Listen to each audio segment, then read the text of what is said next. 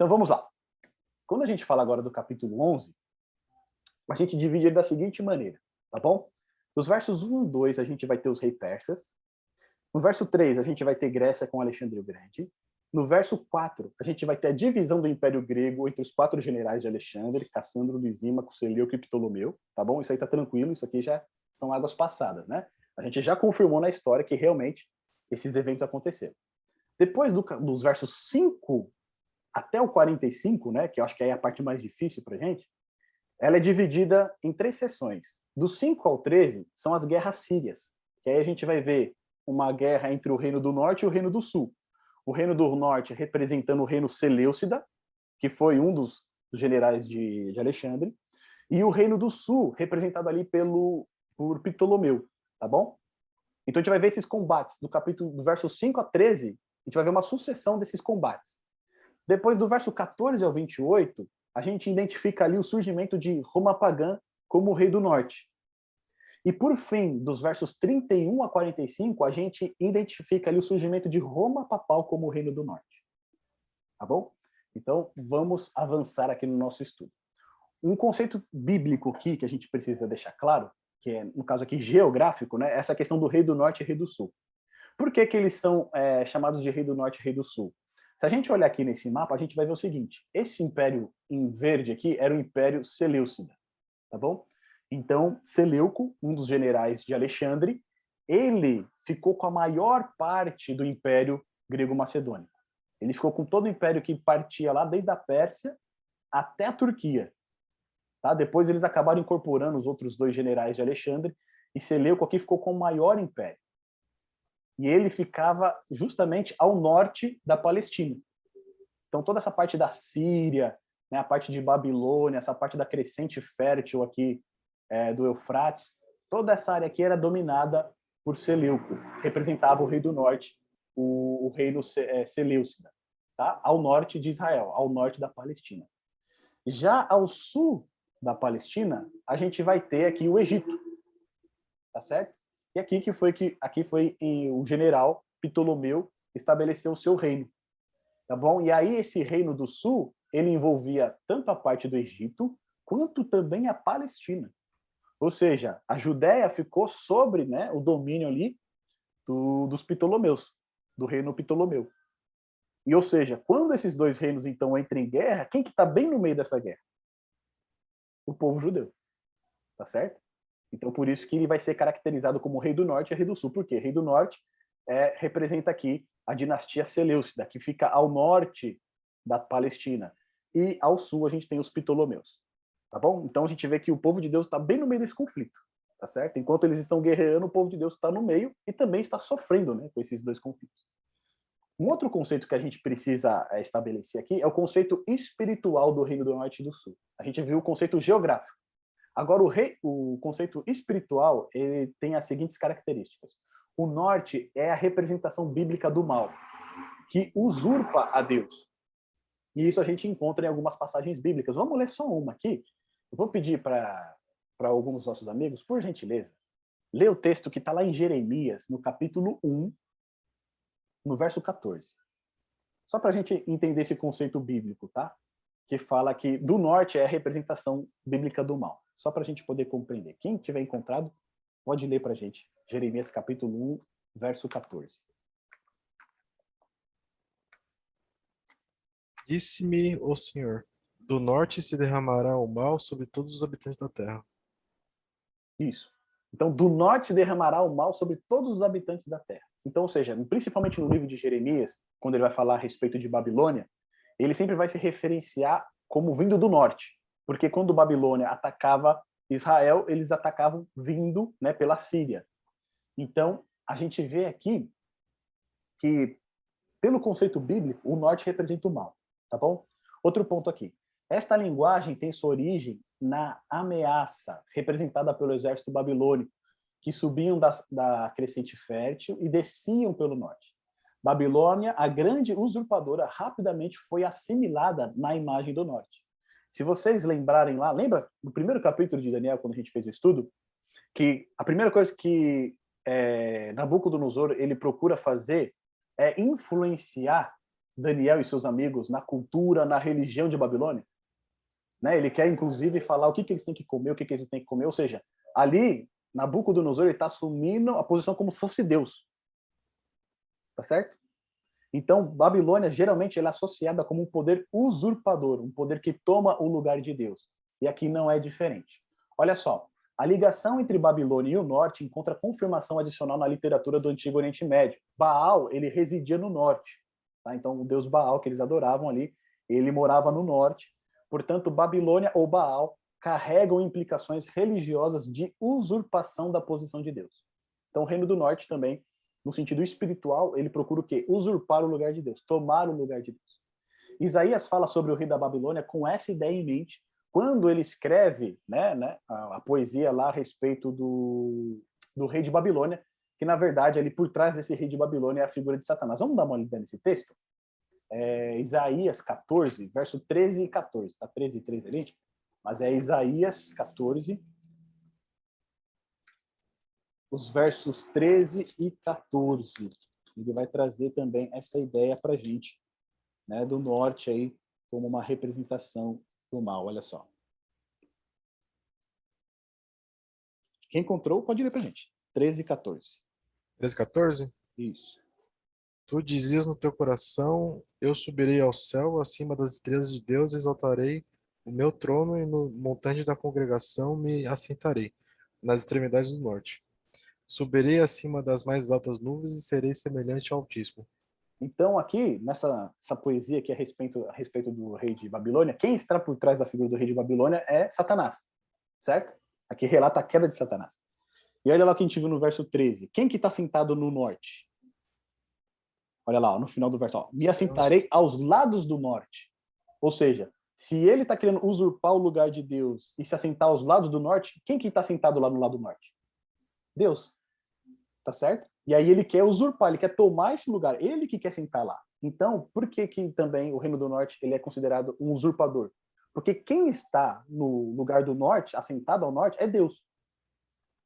E aqui a gente vê, né, o rei de Babilônia querendo se assentar no lugar de Deus, aos lados do norte. E no verso 14 vai dizer, subirei sobre as alturas das nuvens e serei semelhante ao Altíssimo. Aqui a gente vê, né, a tentativa dele de tomar o lugar de Deus, de usurpar o lugar de Deus.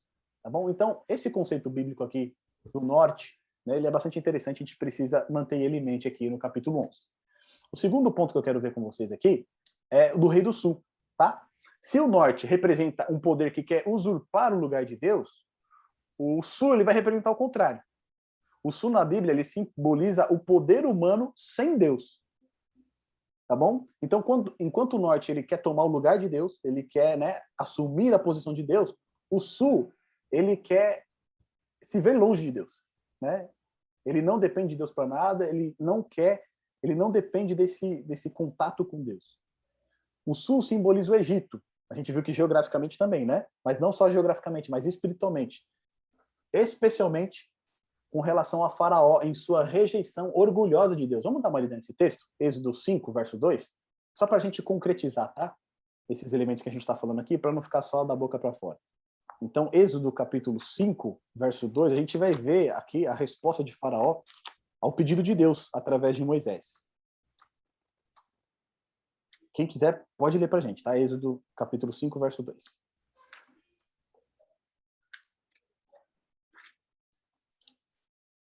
Faraó disse, quem é o Senhor e a voz eu ouvirei? Para deixar ir Israel, não conheço o Senhor, nem tampouco deixarei ir Israel. Então aqui o que a gente vê, né? Faraó ele diz, eu não conheço o Senhor, né? Não conheço o Senhor e tampouco deixarei ir Israel. Ou seja, é uma negação da existência de Deus. É uma negação ao poder divino, né? Então ele fala assim, não conheço, quem que é o Senhor? Não conheço o Senhor e também não deixarei ir o seu povo. Então nesse ponto aqui, né, é uma rejeição a Deus. Então o sul também ele é caracterizado por esse ponto. Né? Ele confia na força humana e rejeita a Deus. E a gente vai ver que, ao longo do Antigo Testamento, os profetas eles entendiam que fazer aliança com o Egito significava deslocar a sua fé de Deus para a humanidade. Tanto que, quando o povo de Israel sai do Egito, né, Deus ele deixa bem claro que eles não deveriam voltar por esse caminho. E o que a gente vai ver é que, com certa frequência, né? Israel vai buscar a ajuda de Faraó. Então, esse é um ponto interessante, né? Em vez de eles confiarem em Deus, o que eles fazem? Eles confiam no Faraó, no rei do Egito. Então, você deixa de depender do poder de Deus e vai confiar unicamente no poder do homem, no poder secular. Então, a gente tem esses dois elementos. O norte representando um poder que quer usurpar o lugar de Deus, que quer tomar o lugar de Deus, e o sul, um poder que está baseado na força humana, é um poder secular, tá certo? Ele não quer saber nada de Deus, ele não tem nada a ver com Deus, a gente poderia até dizer que é um poder ateísta, né? Uma sociedade secular ateísta. Então, quando a gente olha aqui o capítulo 11, tem um ponto muito interessante que a gente vai ver, que é o seguinte: essa fase onde a gente vê a sucessão de reino do sul e do norte, ele é formado por um merisma, tá? E o que é um merisma? Ele é a utilização de dois contrastes para formar um pensamento reproduzindo o todo. Então, você usa dois contrastes para significar o todo, tá certo? E essa técnica ela é muito utilizada na biologia e também, mas principalmente no âmbito jurídico. Isso eu achei bastante interessante. Então, os advogados, lá no termo legal, quando eles vão redigir os documentos, eles utilizam muito o merisma, que é o quê? Usar dois contrastes para representar o todo. Um exemplo disso a gente tem na Bíblia. Quando a gente vai lá para Gênesis, no capítulo 1, verso 1, é dito o seguinte: no princípio criou Deus os céus e a terra. Tá certo? Então ele coloca os céus e a terra. Mas criou Deus somente o céu e a terra? Não, ele criou tudo que está entre o céu e a terra. Então, o que significa isso? Ele representa, ele usa aqui dois opostos, tá certo? Para representar o quê? O todo. Então ele diz, criou Deus os céus e a terra, mas significa o quê? Deus criou tudo, tá certo? E lá em Salmos 89, 12, a gente vai ter também um exemplo desse.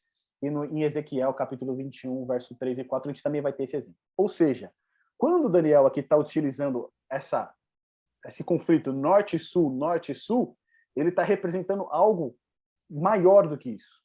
Ele está representando não somente o conflito norte e sul que aconteceu no Oriente Médio, mas algo que pode ser universalizado, algo que pode se expandir para toda a humanidade. Tá bom?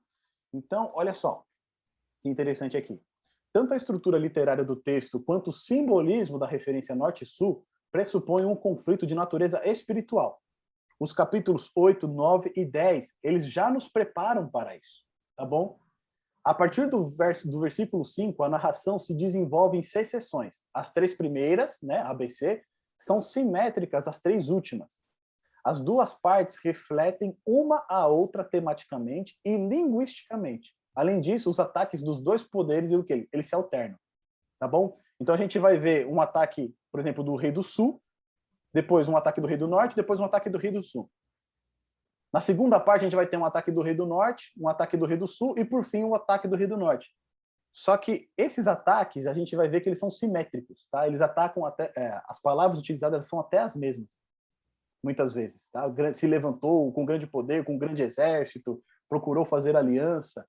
Então, a gente vai ver que esses 2 poderes, eles se alternam. E não somente se alternam, mas como eles empregam, né? A mesma batalha, eles empregam os mesmos meios, tá certo? Olha só, a simetria e a estrutura dessas passagens, elas nos previnem contra uma interpretação estritamente literal e histórica. Essa técnica sugere algo mais e além do que o evento em si. As alusões ao norte e ao sul, elas tornam-se abstratas e metafóricas. Ou seja, quando a gente vai para a interpretação do texto, chega um momento em que norte e sul, eles representam outras entidades que não o exército Seleucida e também o exército de Ptolomeu, tá bom?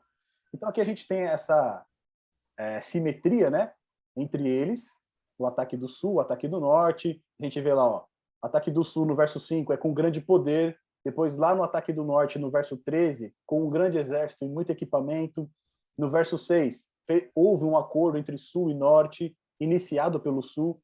Lá no verso 17, a gente vai ver que houve um acordo entre o norte e o sul, só que dessa vez iniciado pelo norte.